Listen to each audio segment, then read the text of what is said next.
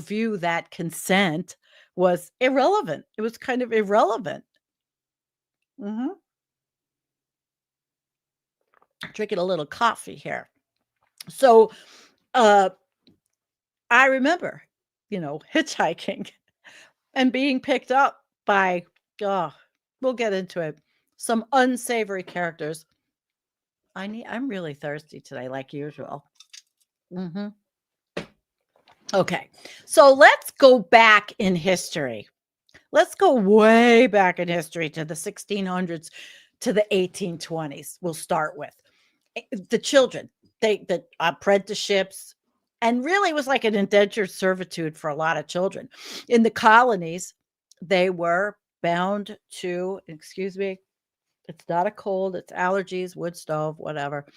Uh, Sometimes kids would learn a trade, but really, a lot of times they were unpaid household labor, and these were not always voluntary. As courts and orphanages and poorhouses, and you've heard of all this in history, they uh, they regularly transferred children into household where abuse was common and oversight was non-existent. And then, the history of the enslavement of African and indigenous children. I mean, we have quite a history, don't we? American slavery treated enslaved children as commodities from birth. They were bought, sold, rented, and loaned for labor. Sexual exploitation was widespread, and it was integral to the system. Enslaved girls, in particular, they were subject to rape by owners, that good old four-letter word, rape.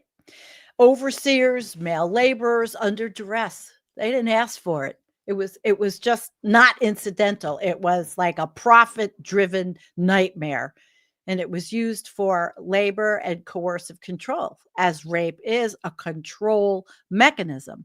It's control. So the idea that children owed labor or sexual compliance to survive, it was normalized. And we're talking way back, way back, way back. So when I use the phrase, or they used the phrase in the 70s as this cute little thing, nobody rides for free, kind of reflects that coercive dynamic. Though, it was modernized for the 70s and the 80s. Mainly the end of the 70s. And then comes the Industrial Revolution and the Gilded Age, which our esteemed president thinks he's living through. 1820s to 1900s. Then came the factories and the mines and the mills. And believe me, child labor, it exploded. You see these pictures of children working in these sweatshops and these horrible factories. New York City was rampant with it, and kids would work 12 to 14 hours, some young as 5. All this is documented, and man, I mean, since I've had this for weeks, and like I said, I really hemmed and hawed about doing this show because of the fact that I have harbored and I've been through a lot of trauma myself. And it wasn't easy, but I decided I'm just doing it. I'm going to do it. Yep. So these kids, children were in factories inhaling toxic dust really seriously, losing limbs. Some of them lost their lives, but there were no child protections, none. And then to talk about the sexual abuse back then in industrial workspaces. These employers, they really had a near total authority. I mean, these guys in the mines and the mills, abuse of women, they weren't women, these were young girls. And that's another mistake that's happening currently, labeling children as women. No, they are not. If you're 17 years old, you're not a woman. You're not even emotionally a woman. I mean, we all may have thought we were emotionally there, but we were not.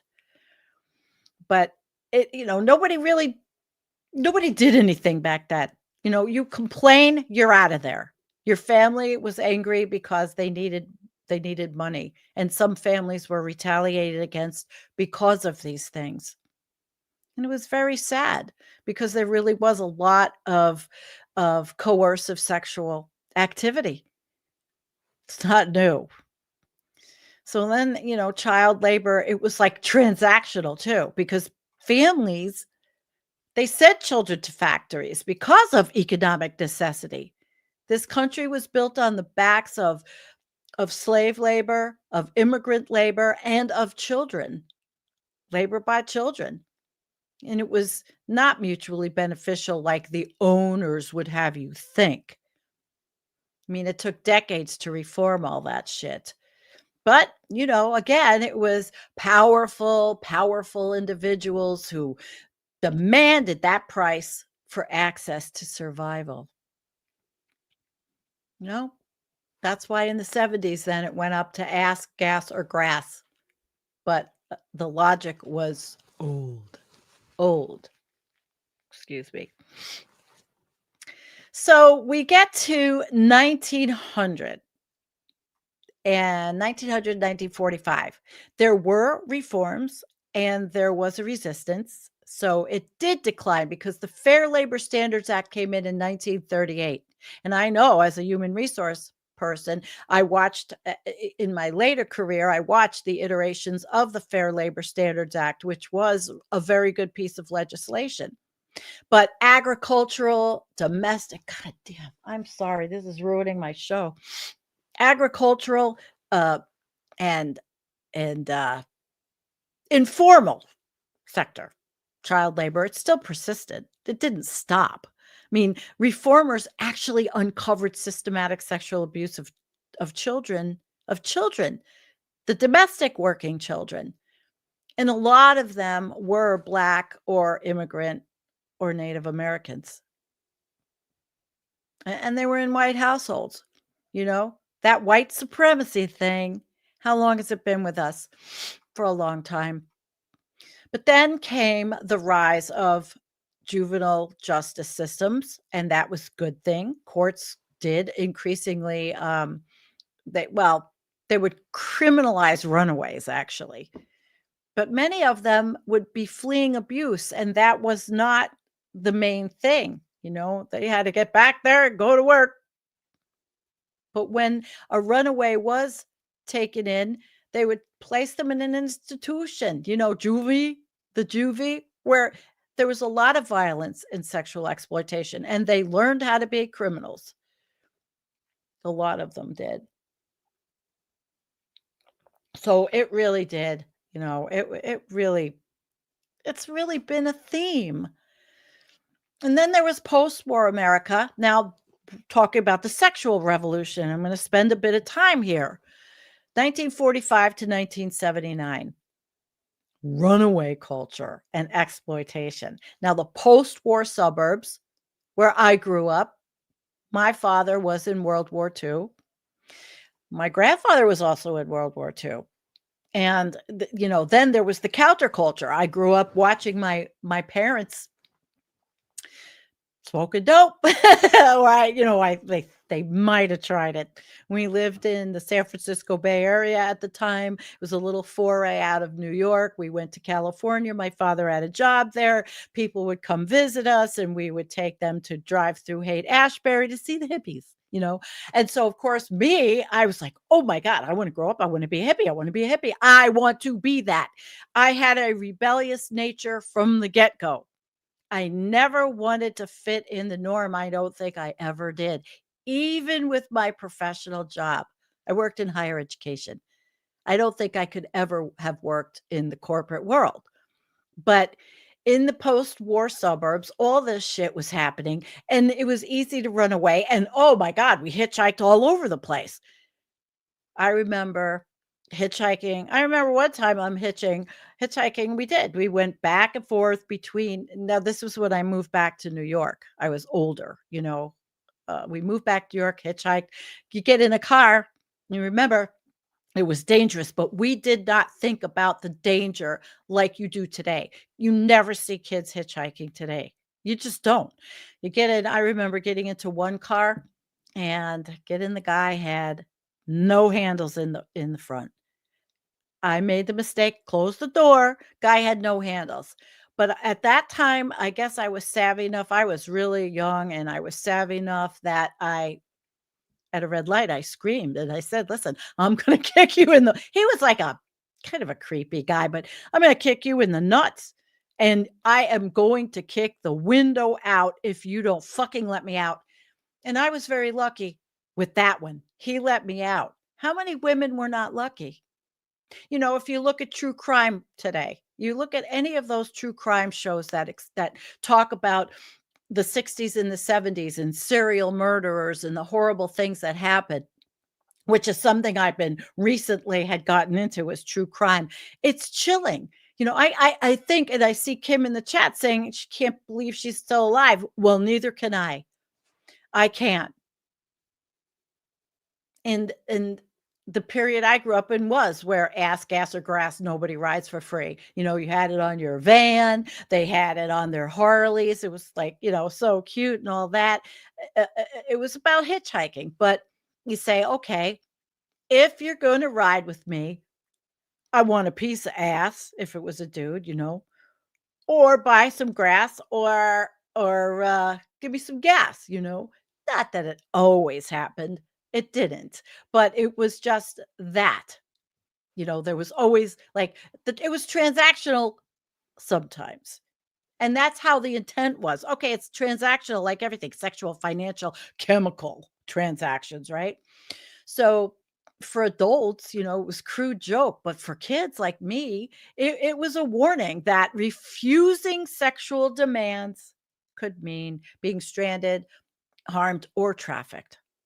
And so the sexual revolution, while people say, well, wasn't it good? It had a dark underside. I mean, in the 70s, and I was very young, we did not know how to handle it.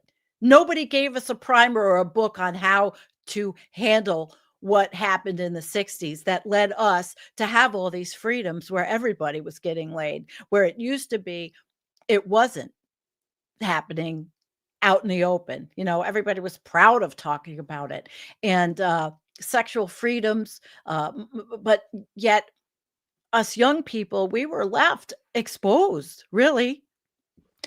There were pornography people, everybody, there was so much exploitation. It was pathetic. And the sexualization of teenage girls was widespread in the media. It was advertising nightlife everywhere. And so a lot of kids in foster care or juvenile detention, like I talked about before, the juvie or group homes, they were funneled into street economies where survival did require transactional sex. But I'm going to tell you a story, and this is a really interesting story. It's a horrible story. I have gotten over most of the traumas that I experienced, and it's not like I experienced just like, okay, what trauma? Well, back in the day, there was a bar. I lived in Tarrytown, New York, and there was a bar called the Huddle, Setback. Drinking, you could drink legally at 18. Well, we were 14 and 15 and going to the bars and playing pool. And I actually didn't drink. I really didn't. I was like a little hippie chick. I smoked dope. I did not drink. If I went in the bars, once in a while, I'd have a blackberry brandy and 7-Up. I would go out with my girlfriend. I'm not going to say her name. I had a group of 4 women, 4 girls. See, I'm even making the mistake because they're all grown up now. Well, actually, a couple of them are dead. But so I'm thinking of them as grown-ups. But when we were kids, we would go to the bars, and here's this guy. His name was, I won't say his last name. His name was Jeff. We were 14, 15, and 16. Jeff. Jeff was a pedo. Definitely, he was a pedo. And I think I was the first one. Invited me to go to his apartment, and it was to smoke dope. He was 35 years old. And I thought nothing of it. I was like, okay, Jeff hangs around the bar. He's probably safe and all. Oh, no, no, no. Jeff, I suppose you would call it rape now. Jeff had it in him that he was going to teach us about life. but life through sex.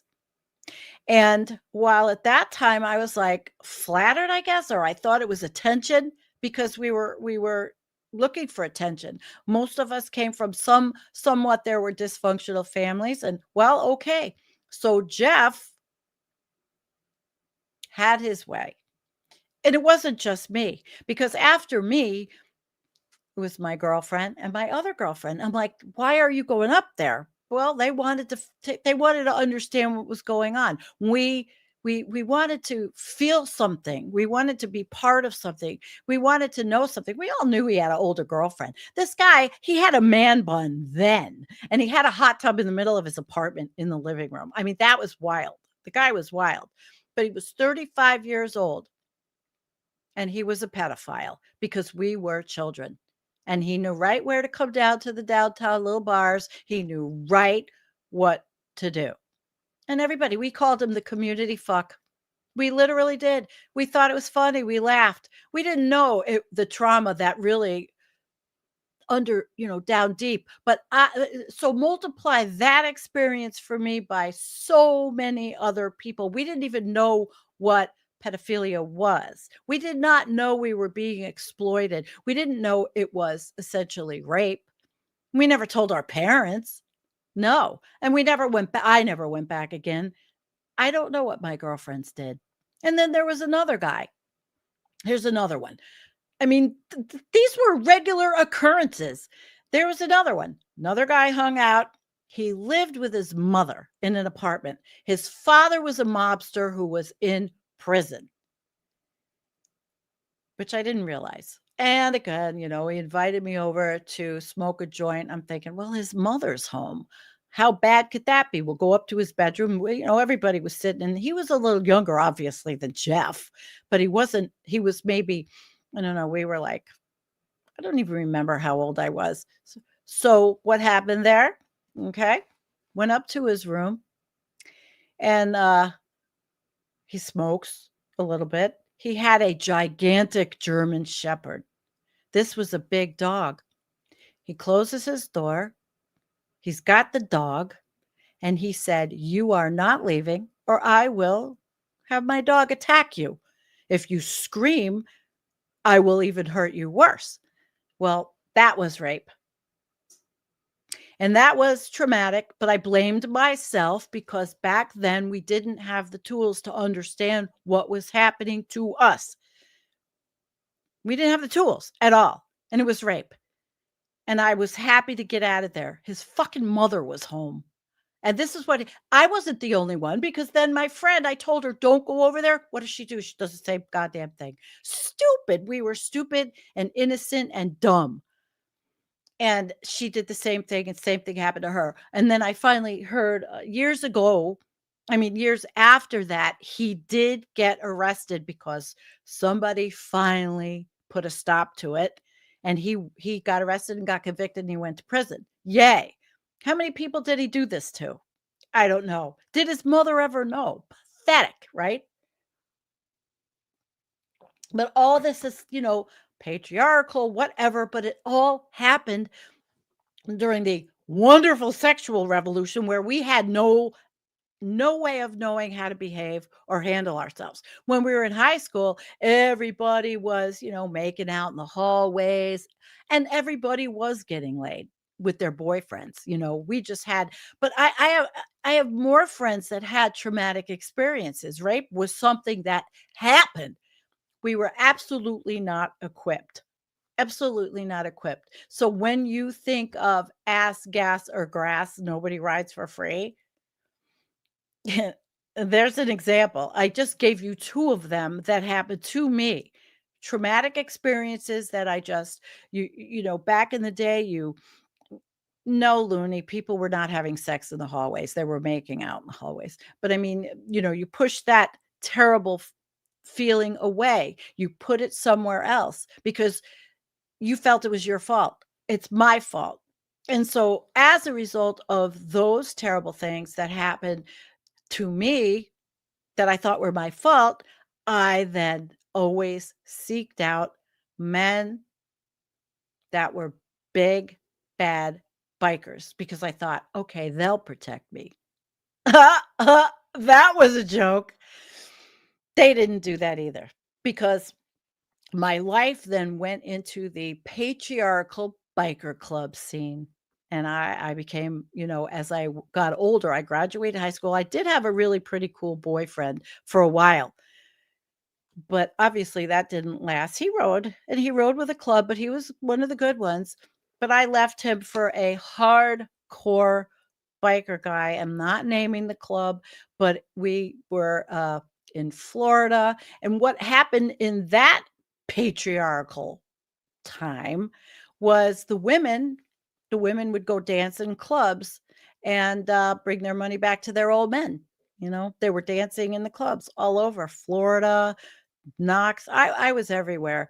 And they had second old ladies. It was a crazy scene back then. It was really crazy.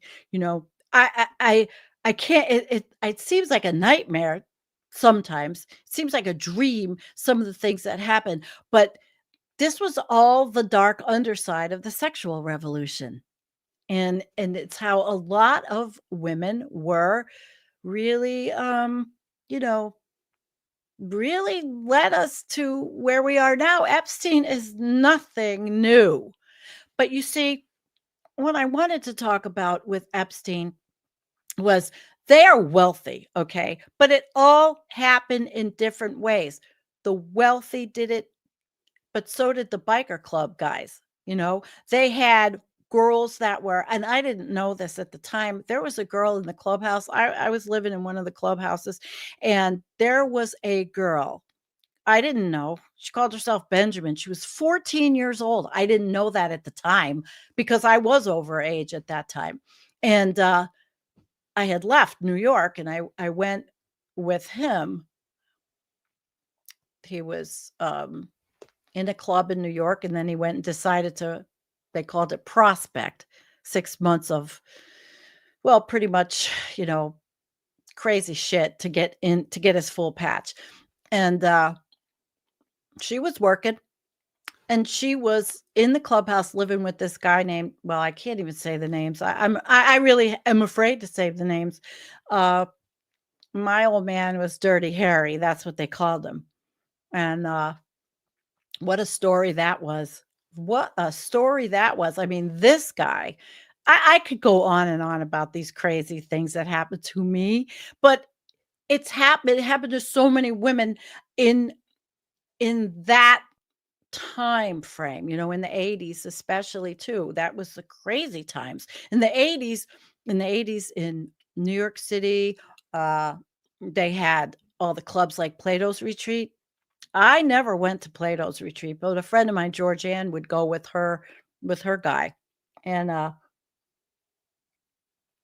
lot of like there were rooms of people were just having sex with each other all over the place. I mean, it was really nuts. I don't know what goes on now. I never even leave my place. But all these things happen to lead us to the Jeffrey Epstein story. So whether you are in the patriarchy of a motorcycle club or somehow you get tied in with the wealthy people, it's the same shit. It's just a different thing. I read an interview with a guy named Michael Peters. Michael Peters was a gigantic owner of, well, he didn't call them strip clubs. He had them all over Florida. He had clubs all over everywhere. I read an interview with him, and he and the club had a bunch of bars where they had their women dancing, and he was he had, the women were working in his clubs. He had Dollhouse, Sugars, um, all kinds of clubs. And so uh Michael, recently I read the article, I found it, and he was talking about, the bikers and how some of them would work security for him, and some of them basically they fought over territory, you know but Michael had the higher echelon clubs. But let me tell you, the bikers still had it. And back then, Rico was a big thing in Florida, and they in Florida was very strict. They made the girls wear, they called it titty tape, and you couldn't really, you were just like dancing in clothing, in bikinis or whatever, but they still busted. They didn't like it. They wanted to raid and bust and they wanted to get that club.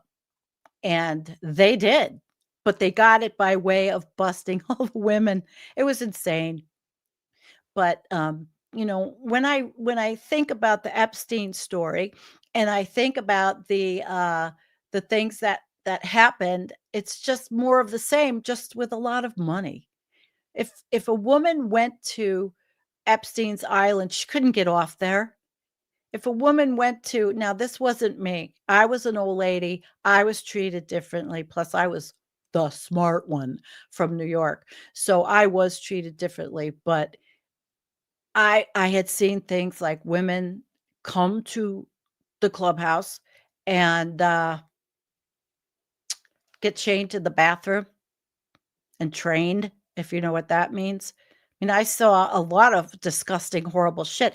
I don't think that happens anymore. I don't know, because as I grew older, and yeah, I stayed in the biker community, but it was not like that. It wasn't like that anymore. But these things happened. They happened, and there was no protection, and there was no cop on the planet that was going to come to your rescue. They were going to bust you, and they're going to put you in jail. That's what they were going to do. And so when I go and find my notes into where I'm talking about Epstein and that link, it just, again, it wasn't harmless counterculture. It really wasn't. And it was very sad because they felt entitled. Jeffrey Epstein and all these men felt entitled. And then you say, okay, but then there was Ghislaine Maxwell. But there was always a woman that was behind her man, even in the bike clubs. Some of these guys had women, their old ladies, they called them, and these women would look for a second old lady, because the second old lady would be sent out to work and make money for the old man, for the guy. And a lot of them did end up in prison. But I could go on and on about the things that happened in those days, and knowing what I know about the inside. I just have to be careful, because I don't know how anybody feels about talking about, history of that I went through with motorcycle clubs and all in those days. But but it was still ass, gas, or grass. Nobody rides for free. And it really was like a 1970s thing, the biker, drifter, stoner subculture. But they framed it as access to transportation. And young people always needed that, right? So, you paid for it. But older men really did control a lot of it. And a lot of these in the biker community and in the exploitation community of, let's say, Michael Peters. And I mean, he's published as a bar owner. There was an article about him. I might link to it. But these people did this. It wasn't, and I'm going to say it again, it wasn't necessarily about how much wealth you had. It was how much power. The really more dysfunctional women were attracted to the motorcycle clubs. I don't remember if I was dysfunctional or if it was just that the guy, my old man at the time, we had left New York together and we went through this whole journey. It was kind of crazy what happened. But like I said, I wasn't treated the same as some of these other women. So I guess I was kind of lucky there. But, you know, there was always a power imbalance, always, always.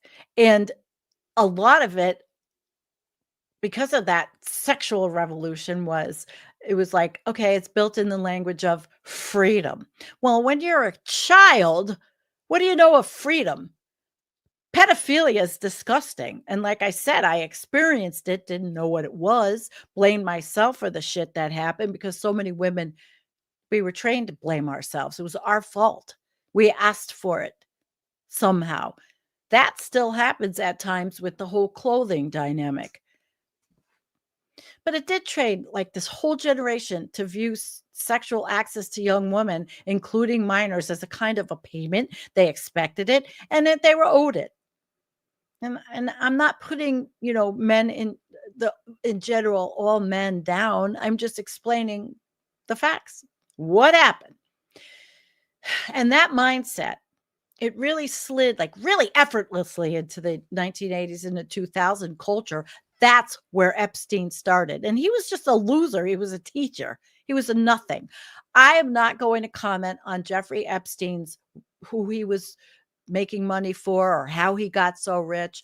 But I'm just commenting that it it's all relative. It's all relative. And he capitalized on that same core dynamic. Access, he got access. And he controlled this like gateway, he said, well, give me a massage or whatever. But they thought they were going to get money, these young girls. And they it was horrible what happened to them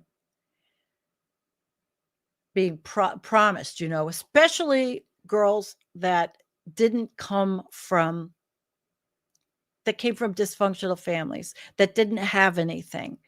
And they were pressured into this because if you gave this idiot a massage, Jeffrey or whoever, or you went into a biker clubhouse and you hung out and then you got gangbanged, you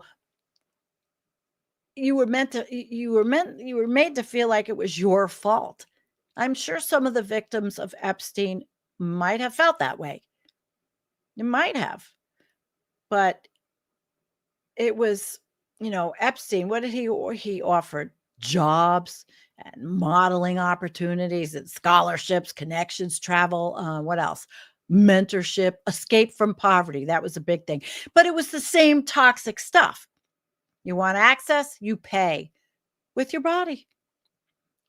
And I know that still goes on. It's just different these days. Different now. It's OnlyFans, or I mean, I don't even know. I don't even know exactly all of that. But this shit's been normalized for decades. Jeffrey Epstein just weaponized it at a scale with wealth and secrecy and power. And the bikers, they did it. They weaponized it too. They didn't have that kind of wealth, but they sure had power and secrecy because they made it happen. And then they were shooting each other, which I don't know, happened in the really wealthy societies. I mean, at one point I was living there and one of the guys was in a literal shootout in Charlotte, came back to Florida. And because I was the smart one from New York, I had to tend the guy's bullet wounds. I knew nothing about medicine, but I learned pretty quick. That kid couldn't go to the hospital. So they put me in charge of like wrapping him up. And this was crazy. Of course, I'm not going to tell you names or anything like that. But, male entitlement didn't ask, is she underage or is she safe or is she capable of consent or, because that's just didn't happen. The patriarchy is alive and well. And guys in the audience, I am absolutely not trying to ascribe blame to you. This is a societal problem.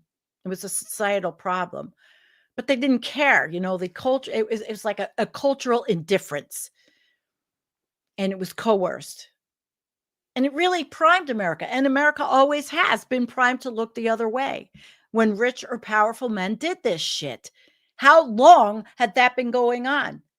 And they still don't want to release the records because they're rich and powerful, because they don't want to be outed in a time now when people are outraged over this. Were they outraged in the 70s and 80s when all this shit was happening? I don't know. I know that here's another example of something shitty that happened to me. It's a different boyfriend. Unfortunately, I picked real winners. This guy, I come home from work with groceries at midnight, and This psychopath, he only moved in with me for like a few months.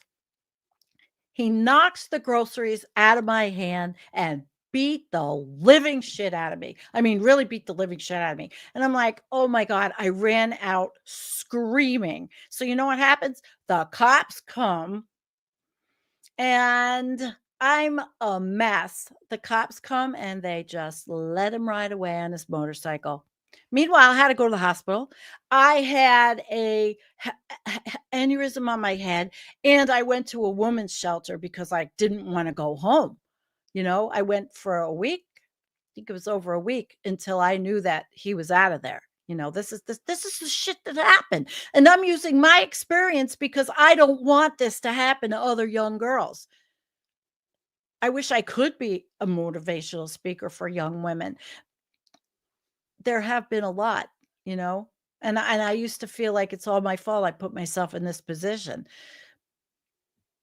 And I was older, I was not a child then, but I was still very, very young, very young.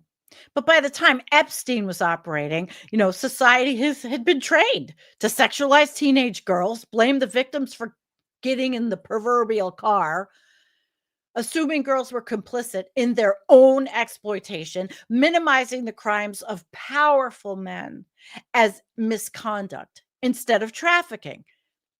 So Epstein's like the logical endpoint to a culture that treated girls, not women, girls as a commodity. So ask, gas, or grass. It was sold as a rebellion, but it functioned like a free market slogan for sexual exploitation. Epstein's was no different. He offered rides on private jets, not a motorcycle or a car. Okay. He offered grass, in the form of money or status, comfort. And he turned these girls into currency. It was circulated among the elites. Just as the slogan suggested, girls were a form of payment. The continuity, it's like, it's chilling, actually. It really is. It's crazy. But the 70s subculture normalized the idea that access equals sex. And the 2000 elite cultures industrialized it, basically. And women like Ghislaine Maxwell, they were just as culpable.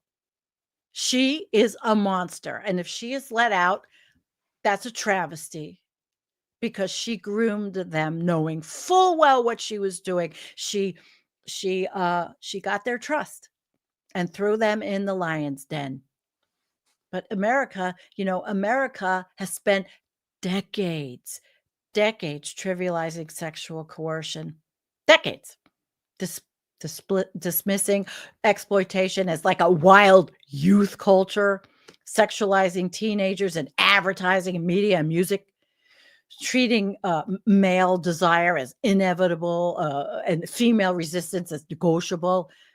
And then laughing at slogans that literally advertise the sex for access, basically. So if you normalize that and you normalize the idea that a girl owes a man something for that proverbial ride, whether it be, like I said, a motorcycle, a jet, a car, whatever, a van, you normalize the idea that the girl owes something for anything. And that is the worldview that Jeffrey Epstein exploited.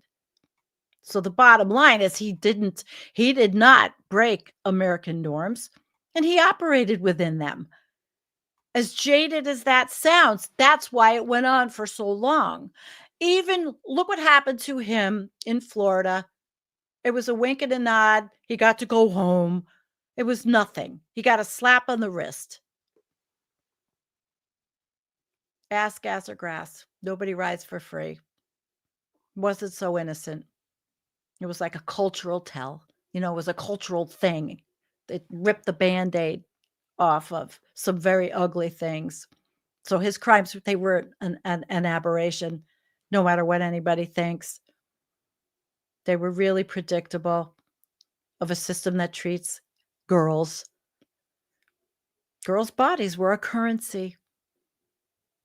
I don't care if Alan Dershowitz said he only got a massage or whatever. He's a fucking liar, as all of them are, I would say.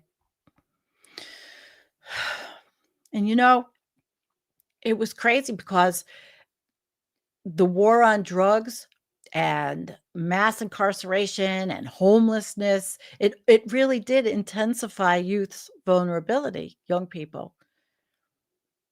More kids, young people living in unstable conditions, and traffickers had lots larger pools to exploit, didn't they? And then we know about the Catholic Church scandals. That's well known.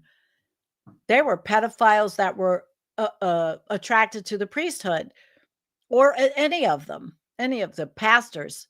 They're still getting arrested. I could do a whole nother show on the amount of arrests of pastors for having underage sex with females and males, because it's that dynamic of power and coercion. So we know, private boarding schools, shit happened, athletic um, organizations, detention centers, residential treatment programs, all of it. Long-standing patterns of sexual abuse. It's American as apple pie, although I know other countries probably aren't not that much different. And then comes technology. There's a whole new form of exploitation. Child sexual abuse material exploded on internet platforms. I remember when my daughter was first on the internet, and what I did was I knew something was going on, and I knew that I had to keep her from it. So I did tell her, I said, "Oh, I got a phone call." And I got a phone call from some guy that said you were supposed to meet him in the mall. And what's that about? I made it all up. She knows that now. But she actually must have been talking to, I don't know what happened, but she got scared and it never happened. And she actually never got in any of the kind of trouble her mother did, her stupid ass mother. No. Because of my experiences, I did not want her to have them. But the internet was ripe and still is for all that kind of shit. I mean, we have increased awareness, right? And the US did adopt stronger anti-trafficking laws, and but the enforcement is inconsistent. I mean, because we're saying that they don't want to let these files out. They don't want to implicate these pedophiles. The powerful, these institutions, these individuals, whether religious, political, entertainment based. Harvey Weinstein, maybe it wasn't kids, but you don't know how young. Do we know how young the youngest one was? Sleep with me and you could have a part in the movie. And financial. They always or very often escape accountability. Weinstein, he didn't. And then, but high profile cases like Epstein, it reveals this depravity, this deep network of elite complicity, highlighting that exploitations continues not because the laws are absent, but because enforcement is selectively applied, which is why Epstein did not have to do much when he was in prison in 2008. He was home. They let him go home. It was like, oh, okay, a wink and a nod. The guy's a rich dude. So all that, transactional ethos with the nobody rides for free is totally alive online. Grooming and oh, I want a sugar daddy, I'm not a sugar daddy, and all these exploitive bullshit labor markets targeting undocumented youth too. Now there's a vulnerable population. They're threatened. Hmm. Can you imagine what's happening now with undocumented females that are being taken off the streets? We don't know where they're going. We only see men on the TV, but we see women being taken out of their cars by these masked, psychopaths. Mm. Cheap labor markets, the same shit. So really, I've got 10 minutes, and you can conclude that historically, child labor and sexual abuse in the United States, because that's my frame of reference, is not isolated misdeeds, but threads woven through our economic and cultural history, our societies. That's why we call them the patriarchy. And so, again, I go back to that slogan because that's what I called it: ass, gas, or grass. Nobody rides for free. It's true. And it's not, it's not like just the origin of coercion. It's like a modern version of like this of an ancient American practice. Probably happened in the Gilded Age, demanding payment from those least least equipped to refuse. And so understanding this, it's essential for, confronting the systems that allow this to persist. And that is why so many people are so upset about this Jeffrey Epstein situation. Understanding it. We have to understand it. We have to understand the structural roots. We have to understand the history, that it wasn't just wealthy elites, that it happens in all walks of life.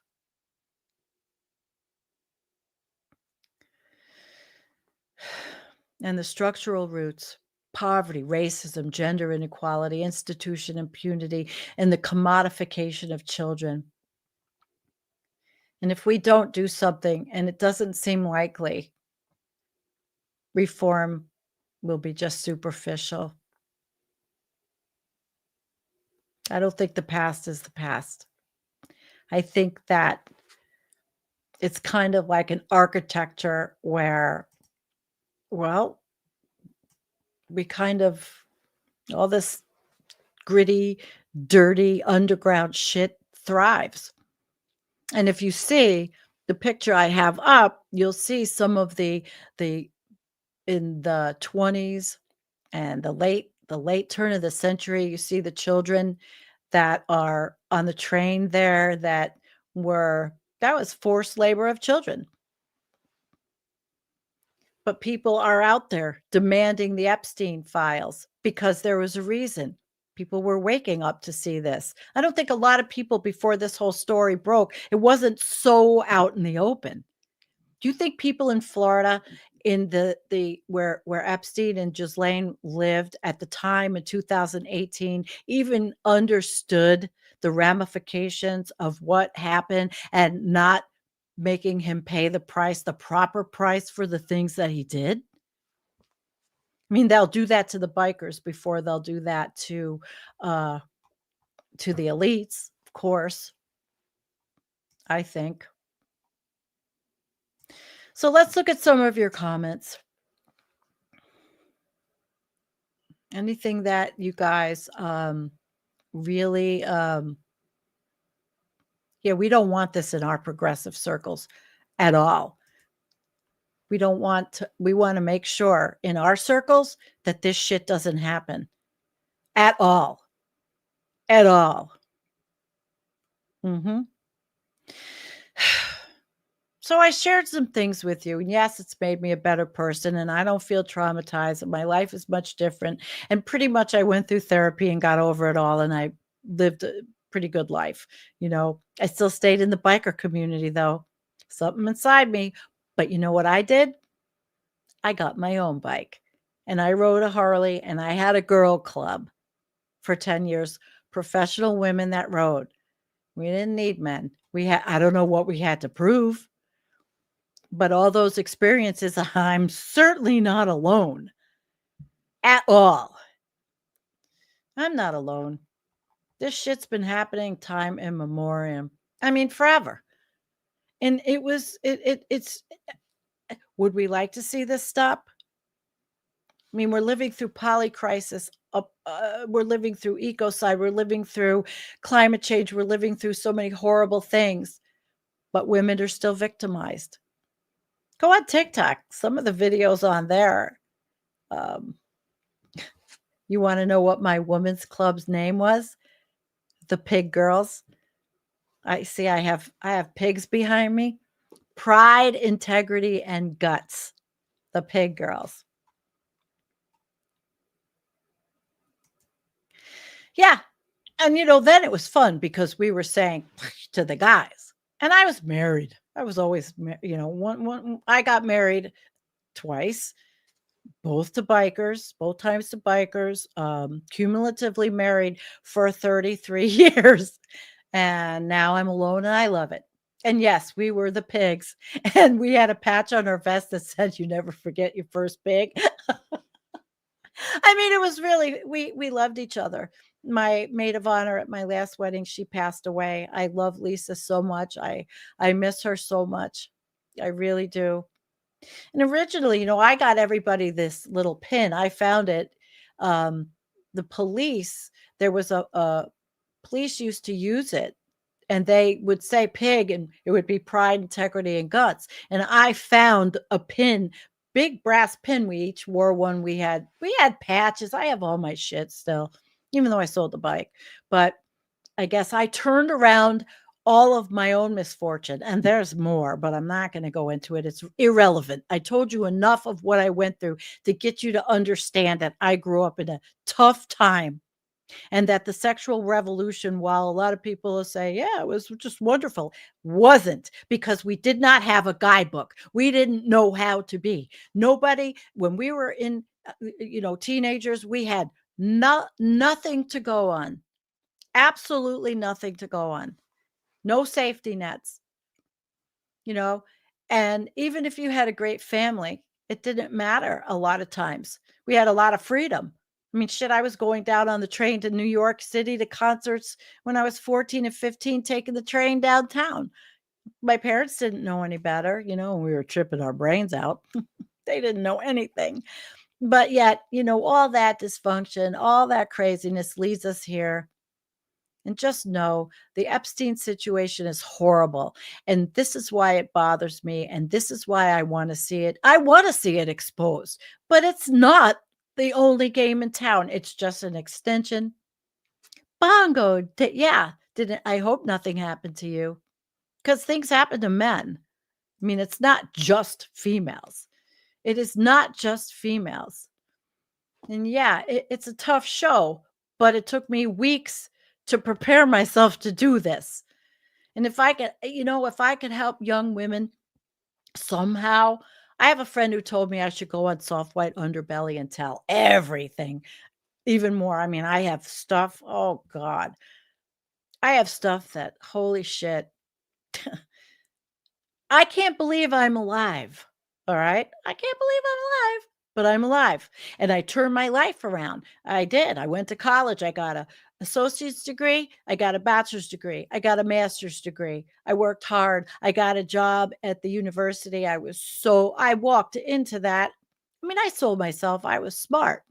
There weren't the girls that weren't smart. There's a lot of them that who knows what happened to them. I think about that Benjamin, that 14-year-old girl who was on the stage dancing in Orlando, Florida, who was a runaway. I think about these other girls. They all had fake names, Mandy and Fiona. I never knew at the time that they were not 18. I did not. I did not. So it goes. And there's the history. And I hope that it helped some of you understand, that the Epstein is a trigger for me, the whole situation. And those victims, well, multiply them by maybe millions throughout the years, throughout decades, millions who have been exploited. Ass, gas, or grass. Nobody rides for free. Probably still happening. And at that, I'm going to say thank you. It is 6:00 already. It went fast. And I'm glad I did this. It took me a long time to build up the muster to do it on the show. But yes, it is. It is. But I could only speak today on the United States and my own experience to give you that idea that Jeffrey Epstein is just one example, although a very, very powerful one with a lot of very powerful people. And I want to know who they are. And it's not environmental, it's not climate, but it's still human force suffering. It's the same shit we do to animals. Thank you, Kim. I'm glad I did it. I don't feel ashamed of myself. I made the choices I made in my life. But I'm not the only one. And I know I'm not alone. Have a good night, everyone. Tomorrow night, I got a great show. And Kelly is in the chat right now. And we are doing the most amazing show.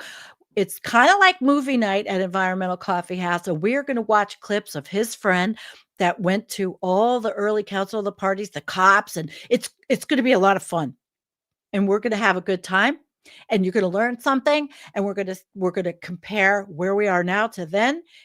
Hey, there you go. So good night. Good night. I'm very happy that I did it. And I love you guys. I'll put a few links in the show notes of some of my research, but there's a lot of it. All right, Nick, you can play the outro. Mwah! Peace out, everybody. I love you. Peace on earth is a very important thing, and that's what we want. See you tomorrow night, 9 p.m. Eastern, for movie night on Environmental Coffee House. And don't forget this space, Tuesday, Wednesday, and Thursdays. Wonderful programming, amazing progressives, amazing young progressives. I am the elder of this space, and I will wear my elder sash proudly. Okay, bye.